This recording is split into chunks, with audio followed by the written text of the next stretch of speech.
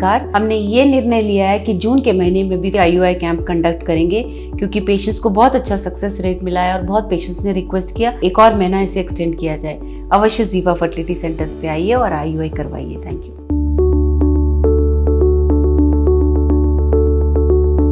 नमस्कार, मैं डॉक्टर सुवर्चला जीवा फर्टिलिटी सेंटर्स में साइंटिफिक डायरेक्टर हूँ।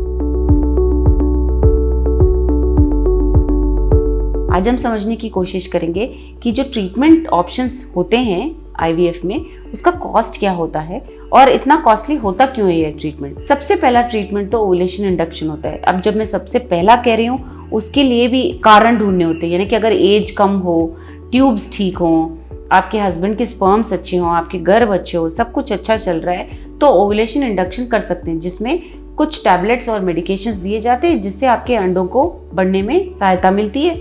वो अंडे रिलीज होने के लिए ट्यूब में आके वेट करने के लिए कुछ एक इंजेक्शन दिया जाता है और फिर इसके बाद आपको 3-4 दिन के लिए स्वयं हस्बैंड वाइफ को ट्राई करने के लिए बोला जाता है। इससे ovulation induction with timed intercourse कहते हैं। इसमें ज़्यादा खर्चा होता नहीं है क्योंकि सिर्फ टैबलेट्स होते हैं। सो चंद 100-200 या कभी कभी सिर्फ 1000 के अंदर ये प्रोसीजर टोटली कंप्लीट हो जाता है, क्योंकि स्कैन्स अगर आप कराते हो तो। अगर हम बात करें IUI की, इंट्रा यूट्राइन इंसेमिनेशन, कुछ ओवुलेशन इंडक्शन जैसा ही होता है। इसमें टैबलेट्स दिए जाते हैं, कभी कभी इंजेक्शंस भी दिए जाते हैं जिससे अंडे बढ़ने के लिए सहायता होती है। थोड़े से डोज बढ़ा दिया जाता है सो दैट अगर बिल्कुल भी नहीं बढ़ रहे हैं तो 1 या 2 अंडे बढ़ने के चांसेस होते हैं। फिर स्कैन्स किए जाते हैं और फिर जब अंडा करेक्ट साइज का आ जाता है उसे रिलीज करने के लिए इंजेक्शन दिया जाता है। तो जब ये होता है IUI का कॉस्ट इसलिए ज़्यादा हो जाता है क्योंकि आपके हस्बैंड के स्पर्म्स जो लिए जाते हैं वो लेबोरेटरी में प्यूरिफाई किए जाते हैं। जो मर गए होते हैं, जो हिल नहीं रहे होते हैं, जो उसमें कुछ डेब्री जिसे बोलते हैं, कचरा जिसे बोलते हैं, उससे निकाल दिया जाता है और केवल हिलने वाले स्पर्म्स को लेकर जो अच्छे चल रहे हैं, जो अच्छे मोटाइल हैं, उन्हें आपके घर में डाला जाता है। तो इसके कारण, ये प्रोसीजर के कारण, कुछ स्कैन्स के कारण ये IUI प्रोसीजर कभी कभी 10 से 15,000 तक जा सकता है टैबलेट्स मेडिकेशंस की वजह से।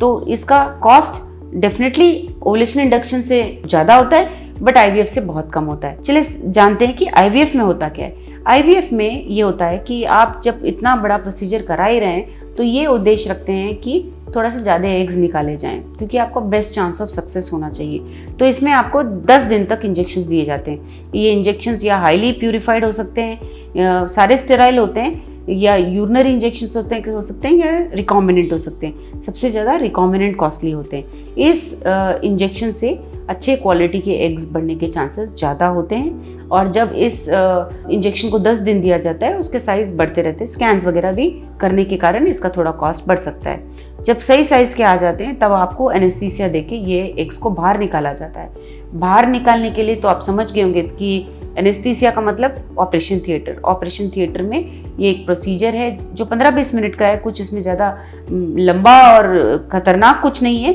लेकिन क्योंकि एनेस्थीसिया जाता है तो ये थोड़ा स्टेराइल कंडीशंस में किया जाता है, इसीलिए थोड़ा सा कॉस्ट बढ़ता है। अंडे बाहर निकालने के बाद सबसे बड़ा खर्च तो आपका लेबोरेटरी में होता है। जो भी हम यूज़ करते हैं इसमें ये बहुत हाई क्वालिटी के होते हैं। सबसे ज़्यादा बार तो ये इम्पोर्टेड आते हैं और अच्छे क्वालिटी के होते हैं। इसमें एम्ब्रियो टेस्टेड होते हैं, यानी कि एम्ब्रियो सर्वाइवल टेस्ट किया जाता है, तो ये बहुत अच्छे क्वालिटी के होते हैं। इन्हें लेकर आपके एम्ब्रियोज को 3 से 5 दिन तक इसे कल्चर किया जाता है।